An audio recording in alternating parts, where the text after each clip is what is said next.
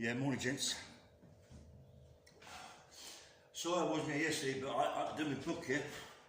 I was doing my book for about, what, 3 hours. You know, it's going really well. Oh, how you been anyway? So I this morning, mate, I said, I've done 6 this morning. 6, just done, well, just done 6 about this morning. Just done 6, mate. Someone keeps telling me to move around a bit. When I get the tripod, I put it in the corner, and I do that, yeah. At the minute it's just on a chair. Well, not on a chair, the chair has some cushions, yeah. So I will do it and stop moving around a bit more. I just don't want to lose you. And how you been anyway, yeah? Just keep going.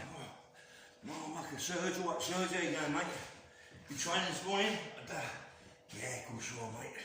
You can all rely on Serge training and his boy. Yeah, mate. Yeah, yeah, come on. Oh, come on, baby.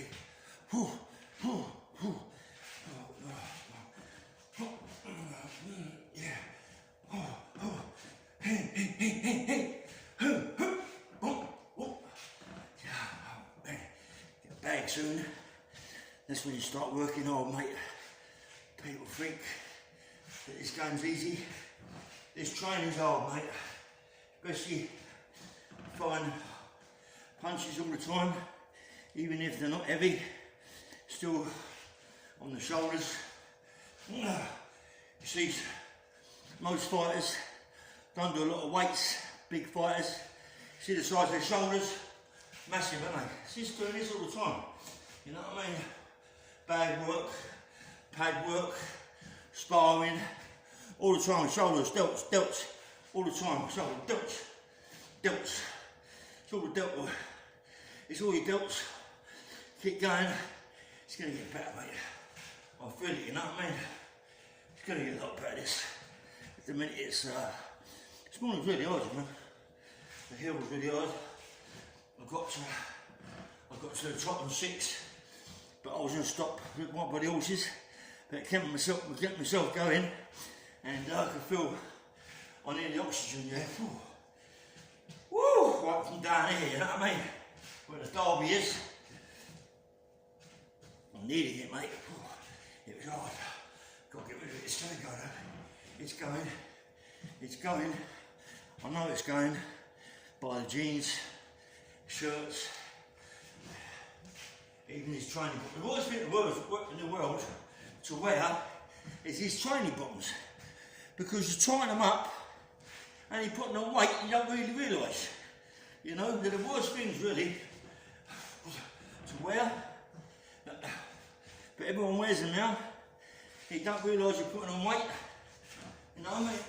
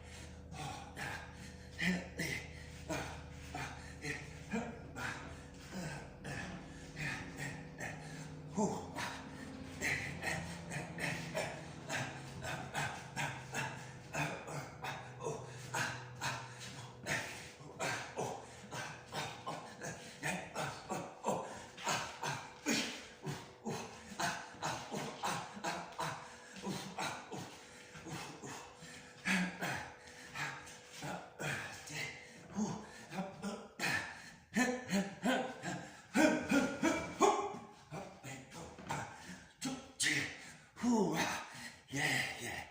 Woo! Get going, Marvin Herbert walk. Yeah, don't forget the Marvin. Hey. Marvin Herbert walk, yeah. Come on, son. Yeah, mate. Yeah. That's the one. Get the stick, yeah. Woo!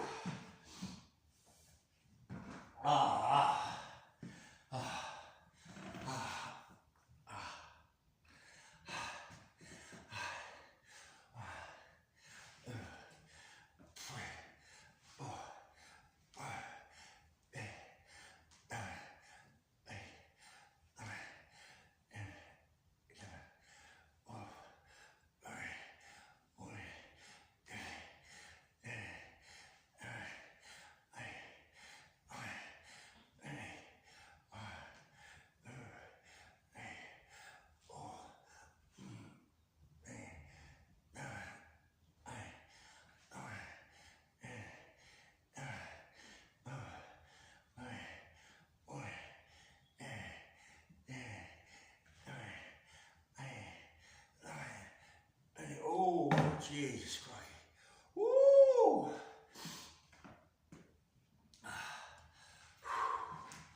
Woo! 1, 2, 3, 4, 5, 6,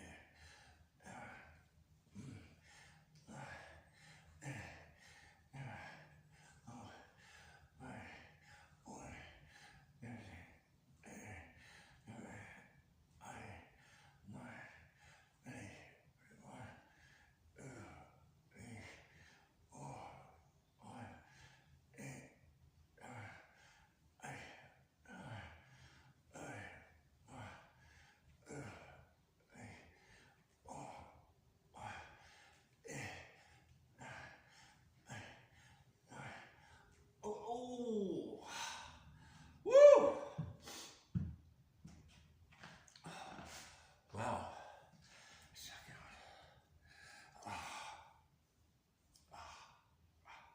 Oh. 1, 2, 3. When you do this, try and keep your head in front of you, yeah? Looking in front at all times, don't follow it round. Just keep looking in front, yeah? Come on, that's good. Yeah. Oh.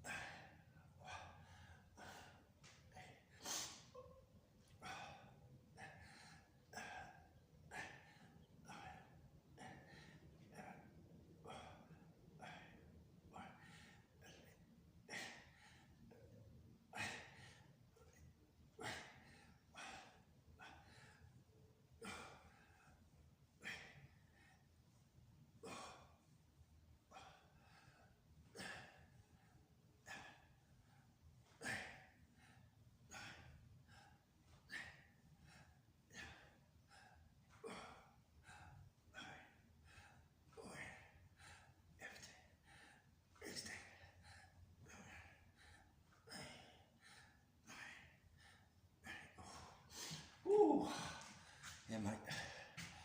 Yeah, mate. Oh, energy.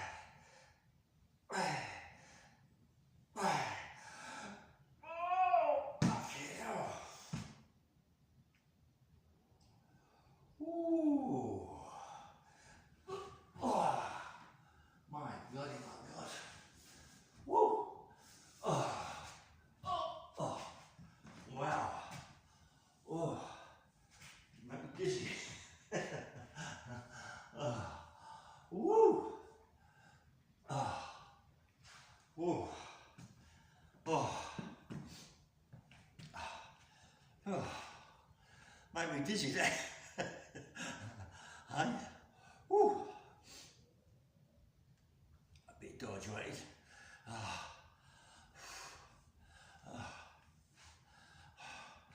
Bit dehydrated, mate. It's just some water. Woo!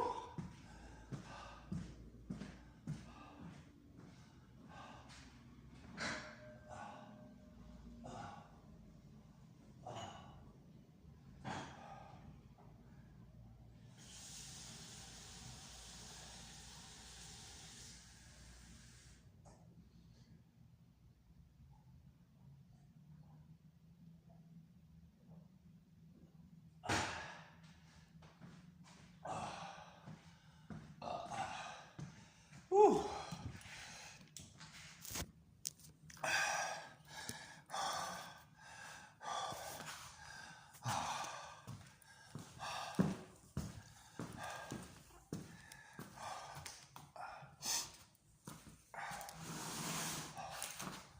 Shut this door, man.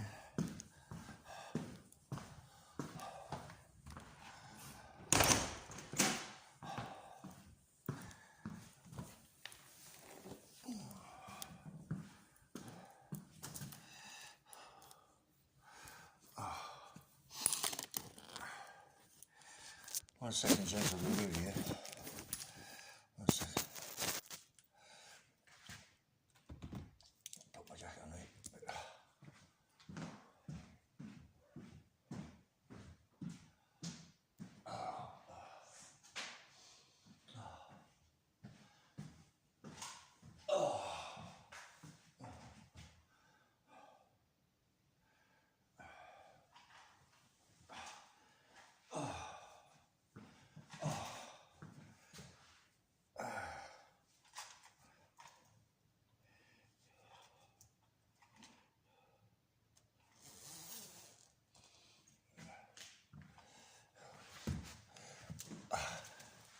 Oh, sorry, I'm sweating there. Just keep it in a bit. Oh, dear. I'll dehydrate a little bit in it as well, yeah? Fucking hell, man. Ooh. Lovely, man.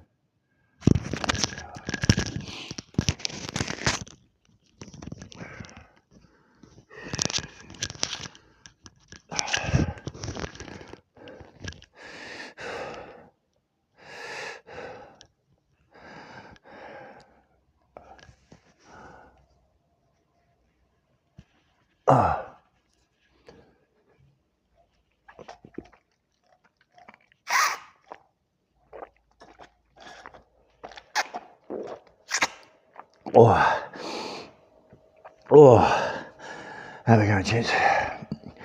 Whew. Fucking hell. Yeah, getting on really well with the book, yeah? Yesterday we've done about 3 hours. There was a few of us here. There's this geezer pulled up this 4x4, red Lamborghini 4x4, yeah? Beautiful car, mate. And my mate Terry, he's got a stretch, a long wheelbase Range Rover, cost about 150 grand. Unbelievable. I mean, and I don't know how much that Lamborghini cost. And the other geezer pulled up with a beautiful, what you call it, Jeep. You know what I mean? It's nice, isn't it? You know what I mean? See all that. And I'm telling them, buy me a car, get me a car, you know what I mean? They're saying, right, you can't have a car, mate. You enjoy. I said, listen, I had a license years ago, but I got a life ban. I just got it back, and I got provisional back now, and I got to do all that, what the test they got to do now, theory test is it? And I did try it, and I think I got about 35 out of 45 or 42, which ain't no good. I think 42 is a pass. For up to 47 or 45 it is, and they had one, yeah. I can't remember what I forget. It was a blind man walking down the road, and he had I think it was a blue band or a red band around the walking stick. And what is that? Well, you know, what's it stand for? I ain't got no idea. And it stands for he's deaf and blind. That's unbelievable. I didn't even see it on the test papers. On the test, never see it. But anyway.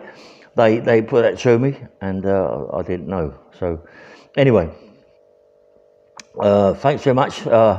Anybody done it this morning? It's not. It was a bit hard this morning for me, but I'm getting into it, and I know the more every day that goes by, you do more and more and more. Every week goes by, you do more and more and more. Not every day, but every week, and all that. And I've got to shave my head off again. And it's like really, I mean, this morning there's not, I mean, the weather's changing now, spring's in the air, you know what I mean? And you can feel it, can't you? There's no that bitterness, and it's lovely. I mean, I walked over that hill when it used to be frost bitter, you know, bitter. And it was hard work because the cold air's coming into your lungs, prevents you from breathing. And it's really, really hard, yeah? But now the weather's changing. It's getting a bit easier, but I'm just waiting for the hot weather to come, but there's no oxygen. There's hardly any air at all, and that will be hard to walk up that hill, but I'm pleased that I'm doing it in the cold like this, to get used to it. I said I'm going to start doing neck rolls. I am going to start doing neck rolls, but not this morning. Not this morning. I'm going to definitely start them, because I'm getting this bit around here. Comes with the age, I suppose, I don't know, but I've got to get it off here, I don't like it.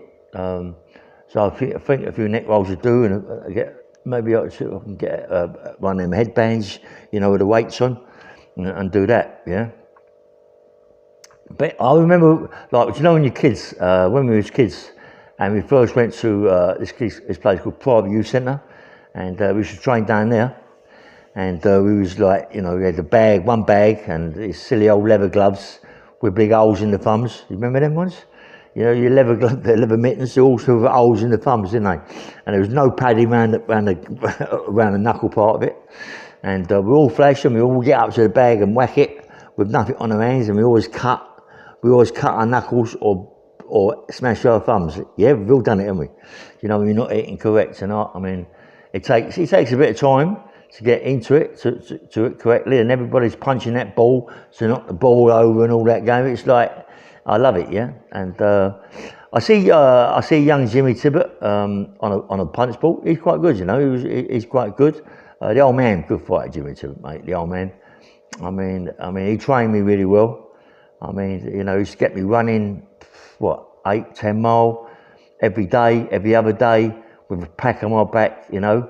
And he sometimes put bricks in it and a bit of sand and all that, you know what I mean? Fuck my pack up, but it doesn't matter. He didn't care. And he used to get me running up a place called Hilly Fields in Lewisham, and I used to run up and down there. And it was nice, you know. And this hill's crazy. It's the crazy hill, yeah. You don't realise what it's like. You know, go from the bottom, looking at it, it turns round, and then it really steeps up, yeah. And it's quite odd. And on top of that, you've got the horses passing wind, so you're getting all that as well. You know what I mean? It ain't nice. And the horses look at me, I swear to God, mate. The horses look at me and say, "Are you mad? Every morning you're doing this." As I walk up the hill past them, yeah. Every morning that they get fed at about 9, half 9, 10 o'clock, yeah. But every morning I come up, sometimes I come up at 8, half 8, and they sort of like walk down towards the fence, going, like, you know, the horses do, or whatever they go. That was a sheep, that one. But anyway, the way they do it, yeah, they're like greeting me, you know, thinking I want to feed them, and then they realise that I want to feed them, they go back up. But yeah, as I say, when you're kids, you're training. And, you know, you're punching all the bags and the ball. You know, it didn't have pads as such in them days. They used to make pads up, you know. But I loved it, you know. I loved the feel of boxing. And when you're kids, crazy kids, really, mate, we used to go over the fair and we fought men, you know. You're boxing men for 5s and 10s.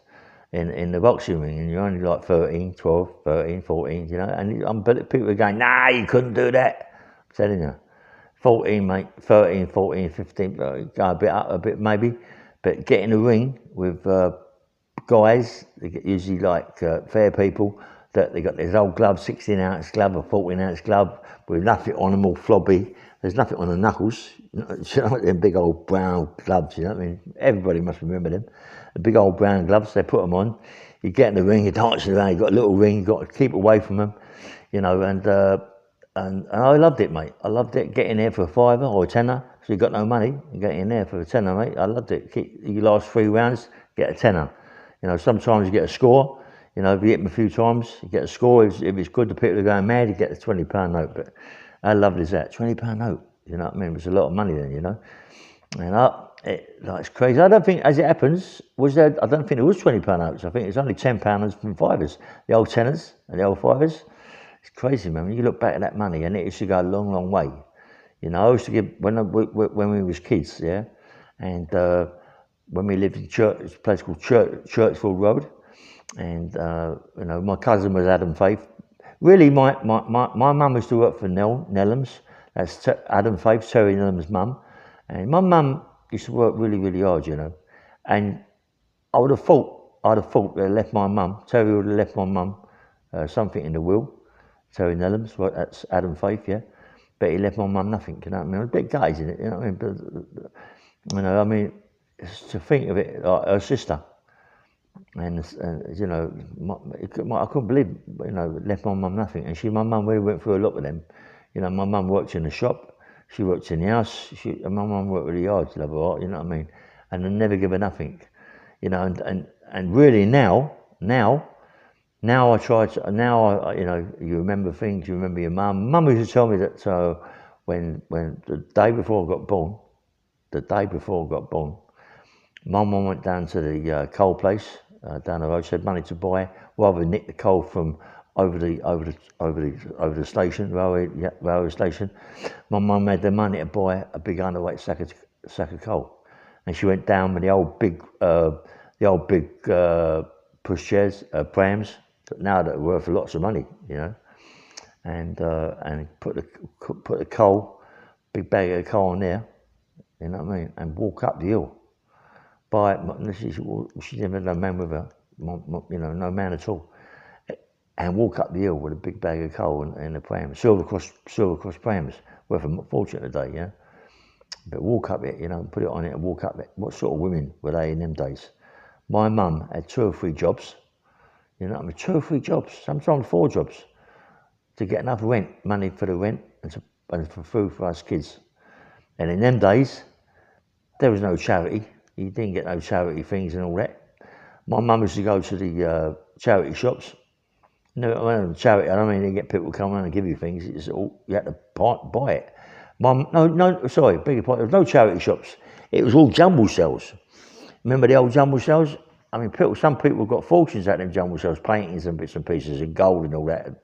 But today, everyone's clued up for it. But in them days, there wasn't, you know. My mum used to go in there and buy us clothes, yeah. But it's funny, my old mum, you know, I mean, she tried her hardest, you know. I mean, she'd spend a few shillings on clothes for us and shoes for us. But when you go to school to have your photograph taken, my mum made us look smart for what she had, and I remember my mum saying one time, a lot bigger, you know, a lot bigger then, a lot bigger at that time, telling me that when they took the photographs of the kids, and she got the photographs, and the woman said, "Oh, which one's your kid?" She said, "Well, pick it out." And this woman picked the scruffiest kid out ever, mate. And my mum was really hurt, you know what I mean? But when my mum showed me, my brother Keith, and my sister Dinah, the woman couldn't believe it. My mum spent her life making us look clean and tidy. I'm like I am now, yeah. I'm spotless in my home. My sister's spotless in her home. My brother Keith's spotless. I don't know about Keith, but he's spotless. And Bobby's the same. Everyone's spotless because of my mum. My mum made us all like that, you know what I mean? My sister Jackie, all spotless. Made us like that, spotless. You know what I mean? Never leave a cup on the floor. Never put the cup on the side. My mum is so beautiful, mate. You know, and I miss my mum, you know. 26 and a half years in prison. I've not seen my mum. 26 and a half years in prison. I've not seen my mum. Come on, it must have broke my mum's heart, you know what I mean? But my old mum, God rest her soul, mate. Rest in peace, though. She was the best woman ever, right? Listen, I know I've said it before, and I will say it again, but when I was in the scrubs, yeah, on a Sunday morning, yeah, you can have Sunday morning, about 12 o'clock, you collect your dinner, right? Not from the prison, from outside. My mum used to get up at 5 o'clock in the morning, and cook me a dinner. Cook me roast dinner, roast beef, Yorkshire pudding, baked potatoes, greens, sprouts, cauliflower, peas, everything, mate. And that's the most beautiful dinner you could ever have. Big pudding, apple pie custard, apple crumble, rhubarb crumbles, you know what I mean?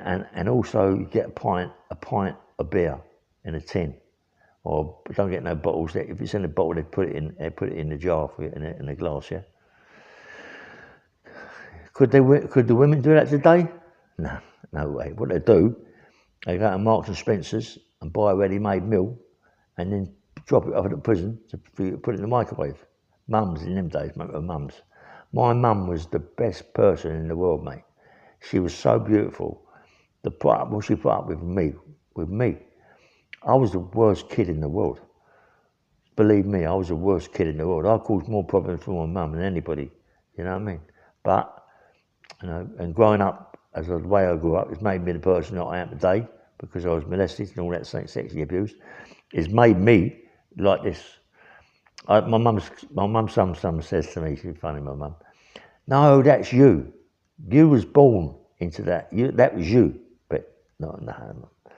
I want all my brothers and sisters are proper professional people. You know what I mean? And it's like, and I'm the bad one at the family. It don't seem possible, but I am. It's only me is the bad one.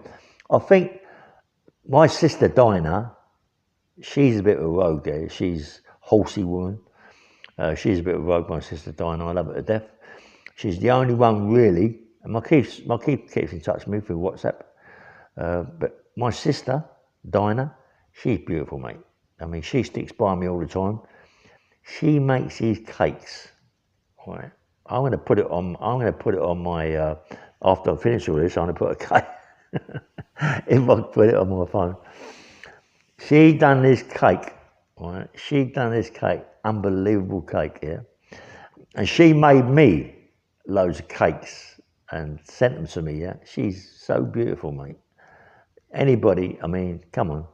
Me and her fell out of a lot of things over my mum and bits and pieces, but I love my sister to death, you know. I've always loved her. And my sister was like mum. She used to be a proper horsey woman, and she would like go down every morning to the horses. That game's a hard game, mate. I mean, I go to the stables here sometimes with Terry to see the horses. I mean, there's this place down the road. It's called Dent's Farm. Listen, there's about 100 horses in there, you know, all the kids go to the horses. I walked in, it goes in there, I'm petrified.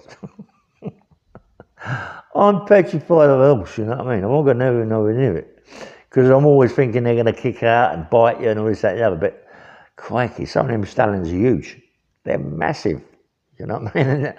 And to get them to come at you, nah, not me, mate. Only a bit of me. But my sister used to throw them around. They used to throw them around. Put them on the floor, like throw them on the floor, mate. Big stallions, you know what I mean? And she had a big farm in Lingfield. But when that recession come through, when people were losing all their properties, the government again making people skint. She lost her farm, yeah, and it broke her heart. You know what I mean? Because all the horses. She had these horses called Hannafarians. Is it called Hannafarian stallions? Beautiful, beautiful horse. My sister's a beautiful person, and I know she's watching me. I need to die. Yeah, I love her to death. Good. I want some cakes, Di. Send me some cakes, babe, please. Don't keep sending me pictures of cakes. I don't want pictures of cakes. Send me a cake, like that big cake. Remember that big cake you cooked the other day? Send me that, something like that, yeah. Anyway, and listen, mate, I love life, you know what I mean? I love life, mate. I love life now. I'm not looking over my shoulders or anything. And I'm just me. I've got a good life, really. I'm in a place that's so beautiful, you wouldn't believe. But it's sometimes beautiful. It doesn't matter how beautiful it is. If you're locked away from the outside, it's crazy. You go mad.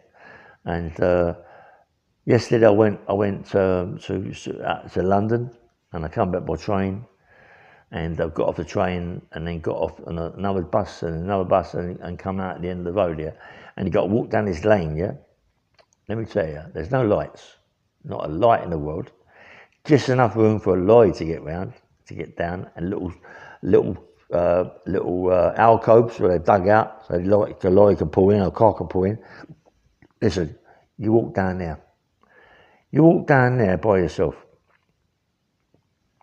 I'm on about walking there by yourself, mate. I mean, I'm not frightened of the dark, but mate, lorries, not so much lorries, it's a 60 miles an hour lane. How they've made it that, I don't know. Motors come down there like unbelievable speed. You know, it's 60 miles an hour, they'll do 100 miles an hour. Yeah? I can't believe it, yeah?